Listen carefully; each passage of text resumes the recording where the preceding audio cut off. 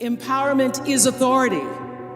It is a signed permission slip to actually seize the day.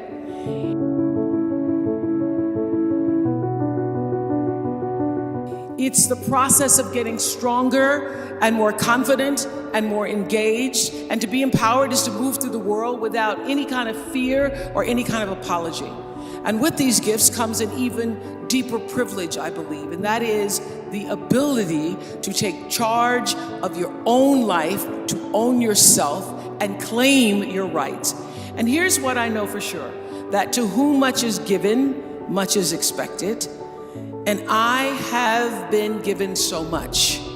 I've earned it, I've been blessed with it, but I've been given a lot.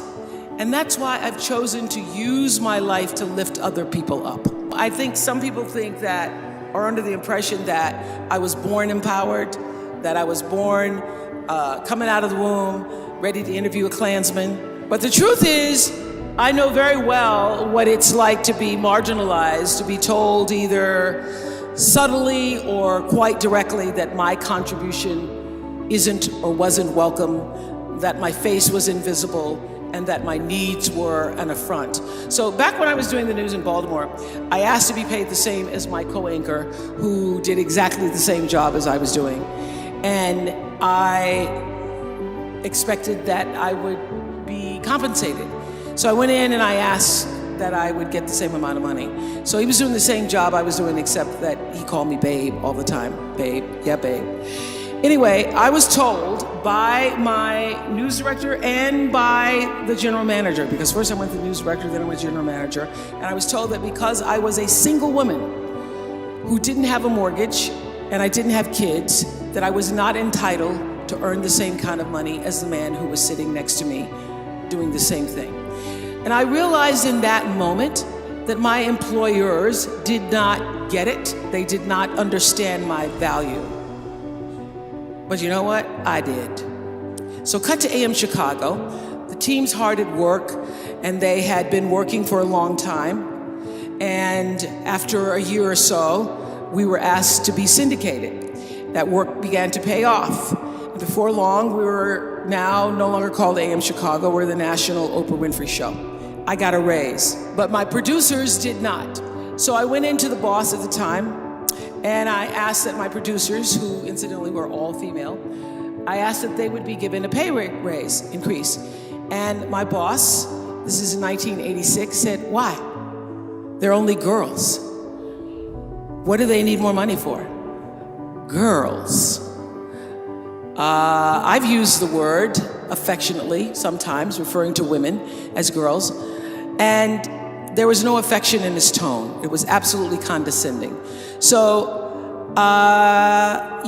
it takes a while to develop a voice, but once you have it, you damn sure better use it on stuff that matters.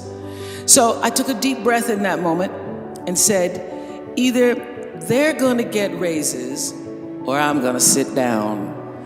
I'm not going to work if they don't get paid more, babe. I would like to believe that I could have spoken that kind of truth to misogyny, even if I'd been all by myself. But here I was on the brink of finally getting what I really wanted and had been working many years for, a national show. I mean, I might have been too intimidated to stand my own ground against this guy if I were actually alone. But here's the thing, you're never alone. You're never alone. The sovereign sound of Maya Angelou's voice was pushing me forward that day, whispering, I come as one, but I stand as 10,000. So when I was faced with the opportunity to advocate for my producers, I silently called on some of the 10,000 and walked into my boss's office, hand in spirit, with the women who had come before me. I could feel Bessie Smith and Billie Holiday and Ella Fitzgerald and Pearl Bailey and Sarah Vaughan and Lena Horne clutching their green books looking for a place to eat while they sang in supper clubs for whites only. And I could feel Reese Taylor and Rosa Parks refusing to relinquish their dignity in the face of death threats. All these women were with me that day, walking into the office in Chicago, as was Diana Carroll and Petula Clark and Joan Baez and Mary Tyler Moore and Moms Mabley and Barbara Walters and all of the astonishing women whose names none of us will ever even know, despite their sacrifice.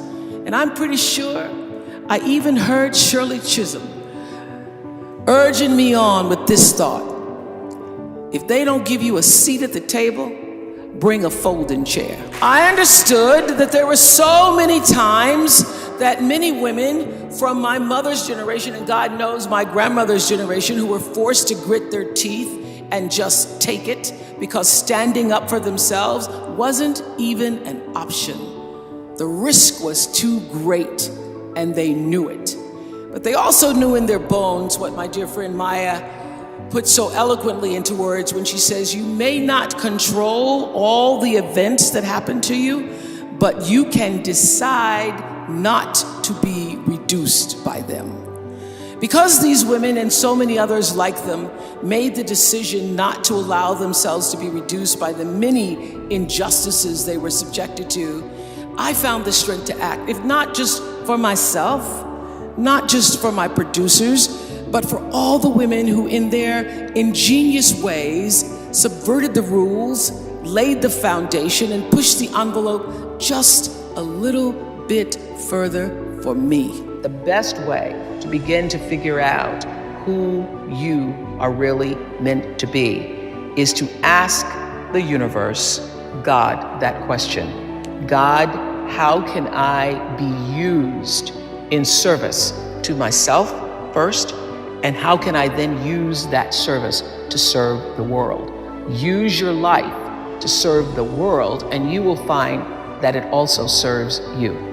One of the biggest mistakes people make is thinking that they have to get paid a lot of money or even get paid at all for their calling. You are here to honor your calling, whether you're paid for it or not. If you can get paid for it, that makes life exponentially better. But if you are not paid for it, that is also really just fine, because honoring the calling feeds everything else you do in your life. I have always known this about celebrity. The real power of being somebody that somebody knows, and I really think that the only difference between being famous and not is that more people know your name. So the only difference between understanding that is understanding that what Selma has done, what Susan has done, what Anna has done, Rebecca has done, what Jim has done, what I've done, you too can do. Because true philanthropy comes from living from the heart of yourself and giving what you have been given. How will you do that? How will you use your personality, the energy of your personality, to serve that which is your soul's calling? I know this for sure. Any life, no matter how fantastic it is, how glorious it seems, how much attention you receive, how much square footage you have, any life and every life is enhanced by the sharing and the giving and the opening up of the heart space. Your life gets better when you can find a way to share it with someone else. So what we've done, you can do. The real empowerment comes when every person leaves this room and makes a decision. Maybe that decision is that you will write a check and support some of the wonderful organizations you've heard here today. But the true decision is, how will you use yourself? How will you use everything that you have been given to serve that which is greater than yourself? How will you use that to become truly, authentically empowered?